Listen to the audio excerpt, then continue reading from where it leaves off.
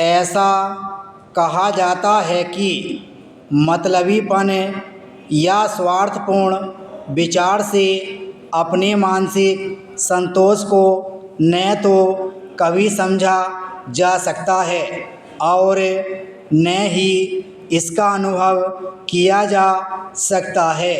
मानसिक सुकून के लिए त्याग और उदारता का मार्ग ही श्रेष्ठ बताया गया है।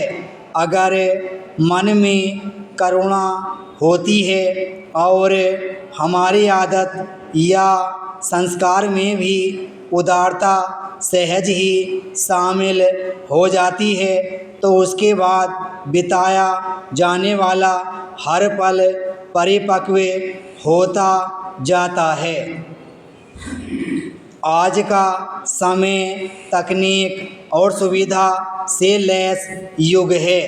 हम में से किसी को यह सच नहीं पता कि कल हमारे साथ क्या होगा, मगर सामाजिक होने के उदार भाव में शायद ऐसी असुरक्षा हावी नहीं रहती है। उसके मन में कहीं न कहीं समाहित है इसका समुचित उत्तर यह है कि जो भी होगा, जैसा भी होगा, उसमें शायद स्वीकार का भाव होगा। सामाजिक संबंध का ताना बाना हर तरह की परिस्थिति में मानसिक मजबूती देगा।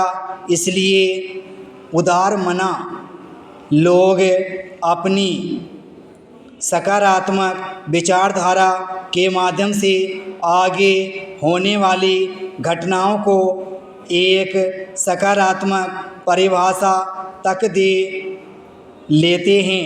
इस संदर्भ में एक सुंदर प्रसंग है। गौतम बुद्ध अपने शिष्य आनंद की मानसिक परिपक्वता को परखने के लिए पूछते हैं कि मान लो अगर कोई अपशब्द कहने लगे तो क्या विचलित हो जाओगे?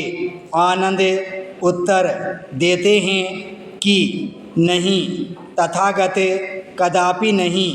मैं तो कुदरत का आभार व्यक्त करूँगा कि वह मुझे शारीरिक कष्ट नहीं दे रहा है।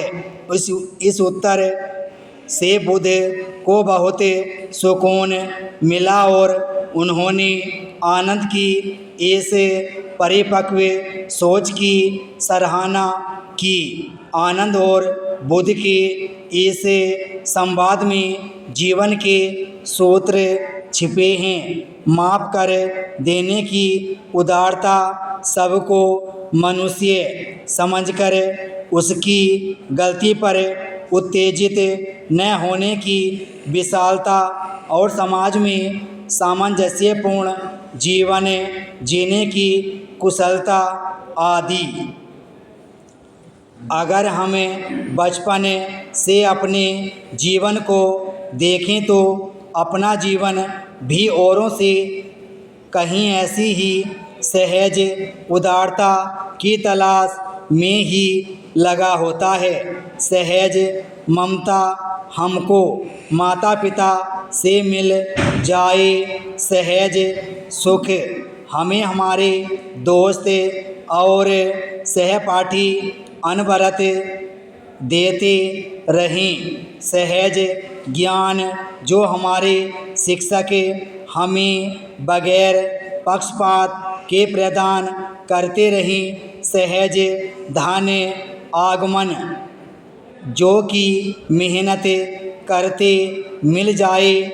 अगर हम यह सब प्राप्त करने के साथ देने को भी तैयार रहते हैं तो जीवन सतरंगी हो जाता है।